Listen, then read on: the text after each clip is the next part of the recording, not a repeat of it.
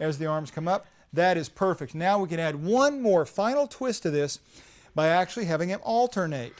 And what that means is one's going to go down as the other goes up. And this is a wonderful variation, not only including a little spinal rotation here, but also the coordination. And quite frankly, this is the way your body normally works, with things moving in opposite directions, just like when you're walking.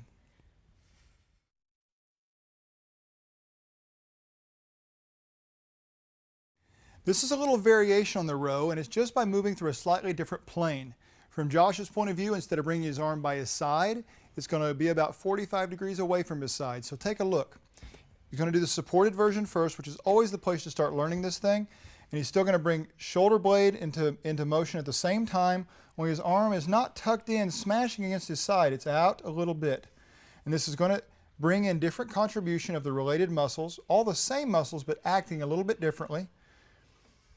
And he's still got the nice shoulder blade pinch all going along at the same time. Now, we again could progress from that to stepping away from the bench, away from the one arm support, and still go one arm,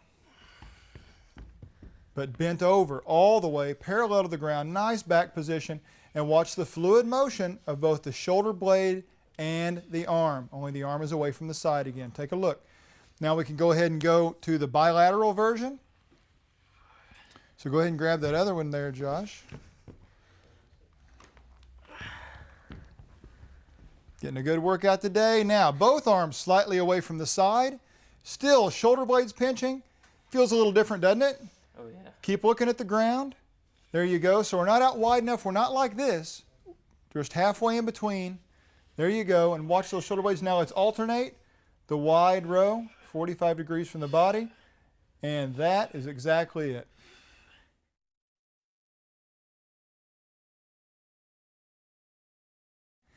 The deadlift is often called a back exercise, referring to the low back, the spinal erector muscles, but it's really just as much a hip exercise using your glutes and even some quads because it's a close relative of the squat.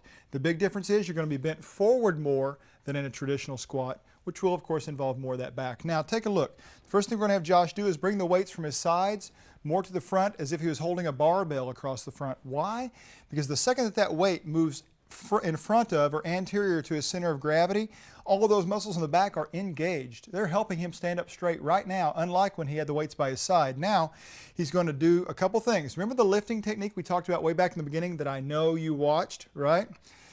You're going to start by bending the knees and taking the hips, sticking the butt out the back, keeping that chest forward. Josh, go ahead. I'm going to let you go ahead and just look down a little bit so you're not putting your neck too far up in an extension. But notice he stopped when he got to about his knees. That's a great place to stop to make sure you're doing it just right. Now watch. He stops there. Look at that perfect spinal position, just the same one when he was standing up. Now it's not vertical like when he's standing, but the curves are the same. It's almost flat. And then he brings his hips back up under him. Now that he's proven competency in that, keep that chest out. He can go a little bit lower, about mid-calf, and back up, and that's probably as low as you'll ever need to go.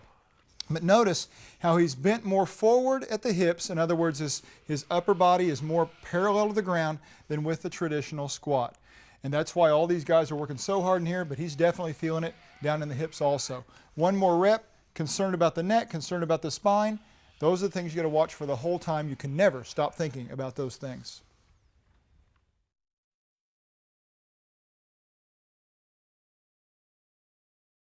There are several versions of the standing overhead press that I'd like to show you right now, but the most important thing to making those safe is going to be paying close attention to your spinal position. Don't stand with a big sway in your back. Keep those abdominals tight the whole time, and that sometimes is the toughest part of the exercise until you get used to it.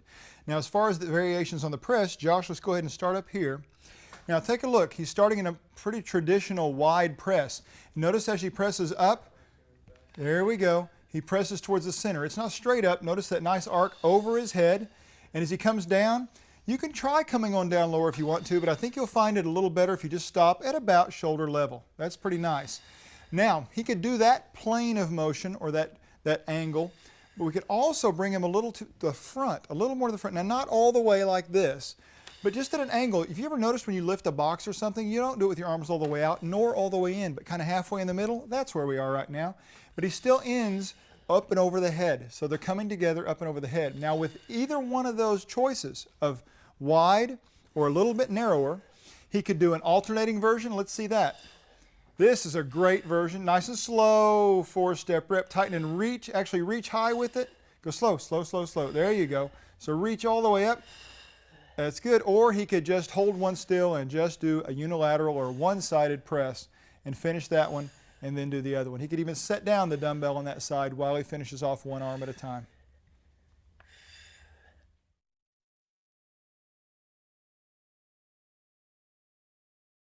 Now, all of our overhead shoulder press types of activities we can do from a seated version as well as the standing.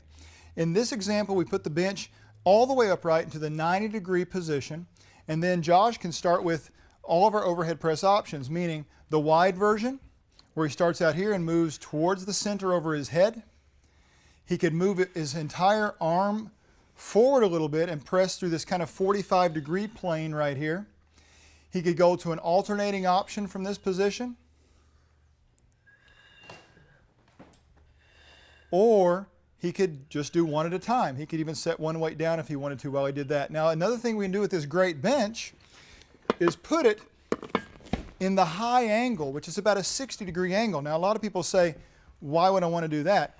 There's an awful lot of people who can't get their arm all the way overhead for a variety of reasons, old injuries, whatever. This makes a perfect overhead press for those people, and even for you, if your arm goes all the way overhead. Variation is important for the joint, if nothing else, like we mentioned before, and for the mechanical wear on the joint. So this is a great option. Again, you can go through this plane, the 45-degree plane, and all the other options we mentioned on overhead presses before.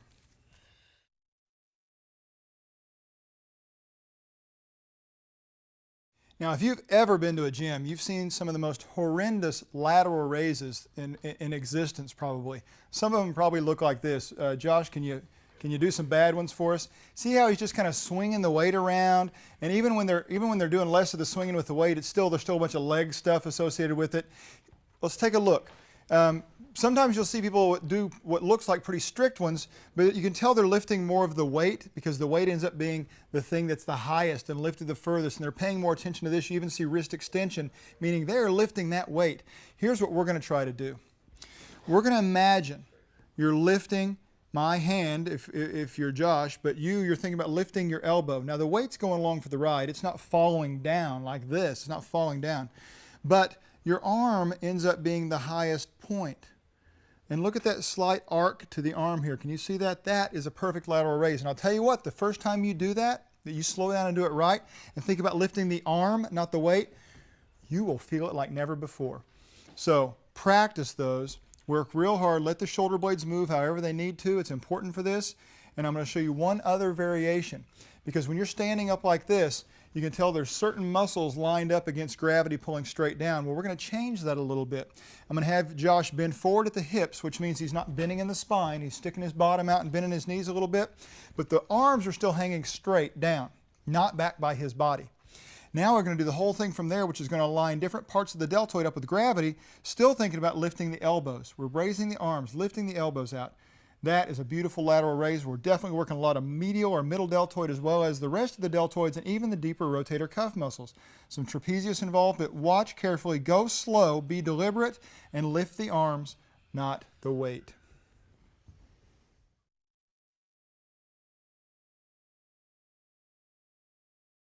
Now we're going to talk about the front dumbbell raise, or just front shoulder raise. And a lot of people think this is just anterior deltoid, but it actually ends up being quite a bit of the middle deltoid involved too, as well as some of the deeper muscles, trapezius, that kind of stuff. But take a look. First off, just do one at a time. Bring it straight out to the front. You can see the muscles kind of jumping up here. But I'm going to suggest that definitely in the beginning, and you may always want to do, just the single arm or alternating versions. Now the reason I say that is because when you go to lift, go ahead and show them a bilateral both arm. Now see, that's a lot of weight way out in front, and that may end up being pretty tough on your low back. And you may progress up to that and it might be fine. But initially, by doing one arm at a time, it's a lot easier to control. Of course, you got to keep those abdominals tight on virtually every one of these exercises to control that spine and that low back. But you can also create some variation here. Josh could go ahead and turn, instead of doing a palm down version like he was, he could do a thumb up type version. And it's not that it changes things that much, but it is a nice change inside the shoulder joint, which is where we need to create variation sometimes to not get the wear and tear that a lot of doing the same exact exercise performance will cause. So we can alternate, same time, or set one dumbbell down and just finish off one arm completely before he goes on to the other one in a unilateral version.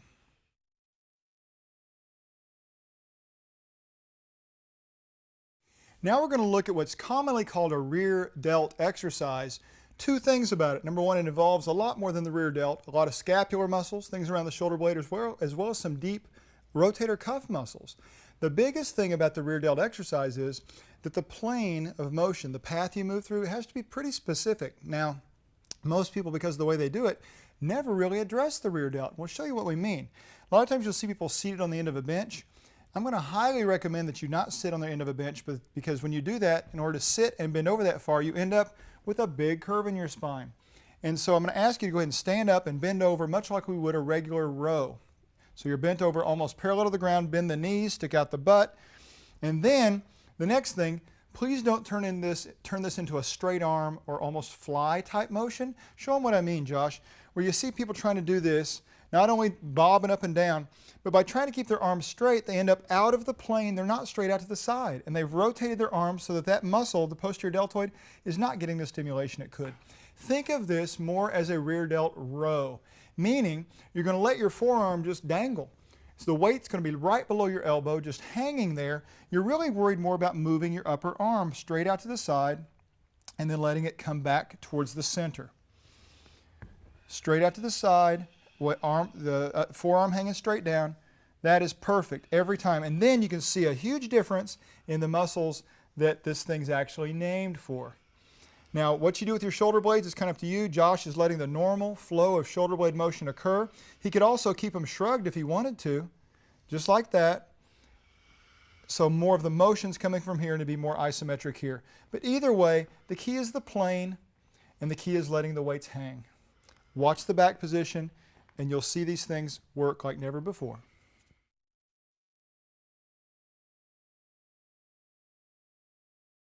Now, a lot of people take shrugs for granted. They think, well, it's simple. We're just going to shrug our shoulders up and that's it.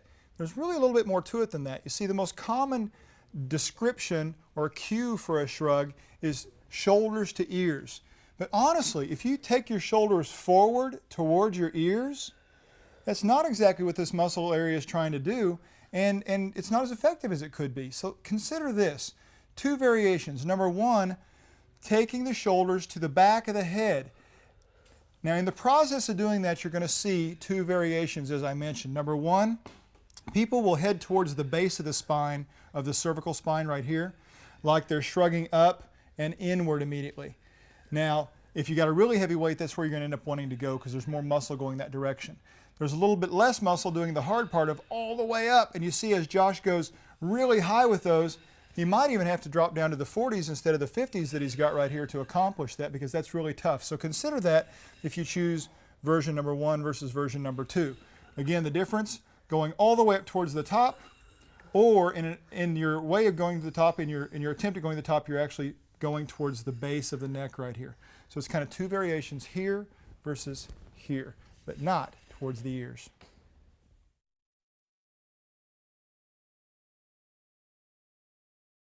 Now, if you've got this great bench, there are a couple other really neat variations, one of a lateral raise and one of a rear delt exercise that you can do. Take a look. Josh, go ahead and lay. I've got this in the 45-degree position. And in this position, you can do a version of a lateral raise, taking it straight up. Again, thinking about lifting the arm, the weight's going along for the ride. But we have what's called a different resistance profile here, meaning where it's harder is at a different point in the range than the traditional standing version, which is much harder here. Now it's harder for him down in this position. So this is a great exercise, a little bit different in that you can only do one at a time, obviously. Now, the rear delt variation is pretty cool too. Sit up, I'm going to lay this flat, and I'm going to have you come sit down here and lay with your head down the other way, Josh. Now, he's going to take his arm straight out in front, thumb down, and we're going to come straight up over the shoulder. So this is a whole lot of rear delt, a whole bunch of other shoulder muscles, of course, as well. but a tremendous variation if you have the bench. Of course, you could do this one on the floor, I guess, as well. To do the 45 for the lateral, you got to have the bench.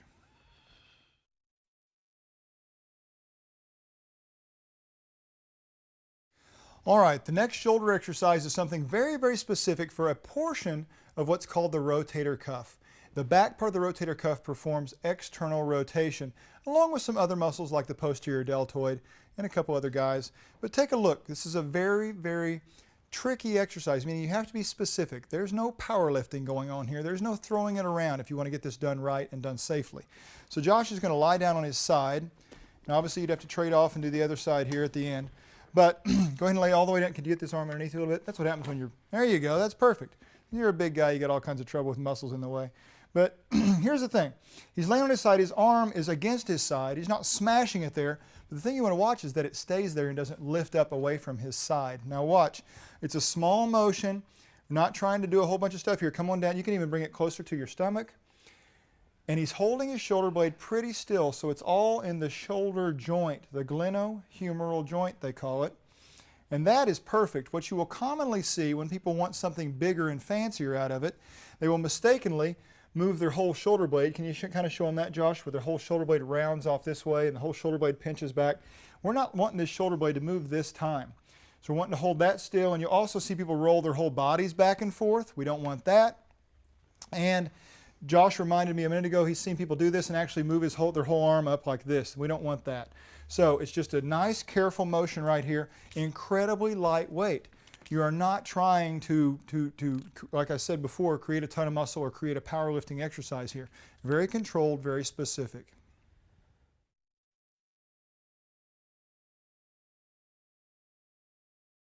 I want to show you two different variations of the squat. Now, a squat is a complicated exercise, and you need to pay real close attention to make sure you get the most out of it and stay safe. The first version is a wide squat, and all that refers to is the stance, and we're going to use one dumbbell for that. It's a great one to start with. Most people have an easier time squatting down, in other words, folding up their limbs, their levers, their bones and joints, if their feet are wider. Now, notice that Josh, as he put his feet wider, also has his toes pointing slightly out wider than his heels, slightly being the nominative word here. So go ahead and scoot up a little bit closer over the dumbbell. Now he's going to go down and pick it up, which is real important, like we talked about in lifting correctly. Now he may never go that low again in the squat. He may never go that low. In fact, he could have done that from the stand if he had his stand here. But the thing I want you to look at is that as he starts to go down, he sticks his bottom out, keeps his back straight, chest out, and his knees are going the same direction that those feet are going. It's not like going different directions and creating some torque at the knee. And he's going shallow, in other words, not very deep in the beginning, and thinking about his 4 steps, like watch how he tightens to lower himself. And then retightens before he moves, tightens his hips, tightens his quads, tightens everything to squeeze himself back to the top, and then do it all again. And every time paying attention to how hard all the muscles are working and his perfect positions of where his knees are going, where his back is, where his hips are moving, thinking about all of that good stuff. Now, as you get stronger, you're going to need more than the weight of one dumbbell potentially. That depends on who you are. Realize that when you're starting out, your initial weight has to be something that allows you to do it perfectly. Initially, it can't be much of a challenge, the weight itself, because you got to think about all this stuff, right? So the next one is going to be using 2 weights, and you won't be able to put your legs as wide as before. So I'm going to go ahead and have him pick him up by putting his legs around. Yeah, go ahead and step around, kind of like we did before, and pick him up. And then all you're going to do is put the dumbbells on the outside of the legs, and he can have them maybe shoulder width like that. But again, knees going the exact same direction as the feet. Start by the hips going out the back, chest stays up. Find a short range and learn about how to control it. Nice and controlled. Go down slow again. Tightening, tightening. Now tighten and squeeze your quads on the way back up. Now tighten and lower with the muscles, lower with the muscles, lower with the muscles. There you go. So that 4-step rep again. But notice every rep is perfect. Now watch. Josh can go down lower. He's learned how to do this with control. You too may be able to get to where you can go down this low without altering your back position and without altering your knee alignment. But that will take some time. Don't get in a hurry. Always do it right first.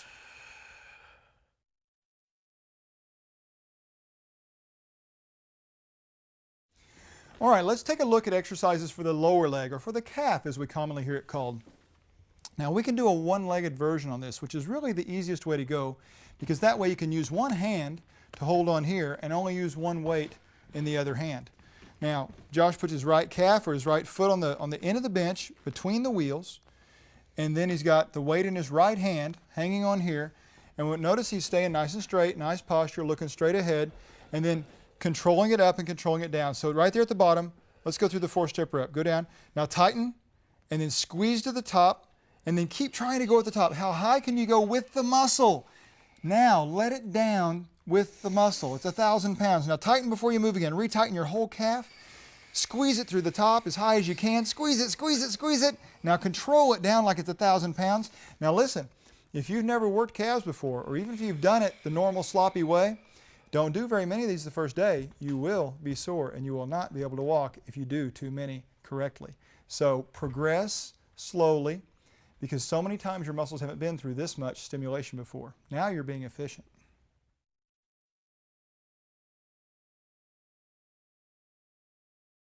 Let's talk about the stiff-legged deadlift. Now this can be a very high-risk exercise also, but you can diminish the risk dramatically by paying attention to what you're doing, what's moving and what's not moving.